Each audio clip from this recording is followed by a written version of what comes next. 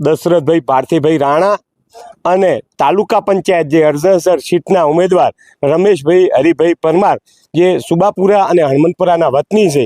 અને આજે અમારે દરેક આખા અરજણસર અમે 2 દિવસ પહેલાં હનુમંતપુરા અને સુબાપુરા ડોર ટુ ડોર પ્રવાસ કર્યો।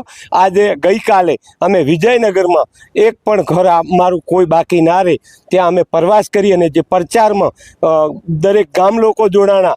કાલે તો હનુમંતપુરા અને વિજયનગર અને અરજણસરના કાર્યકર્તાઓ આવી અને અમારી સાથે દરેક કાર્યકર્તા સાથે ડોર ટુ ડોર પ્રચાર કર્યો। અને આજે આખો દિવસ સવારથી પ્રચાર અમારો ચાલુ છે।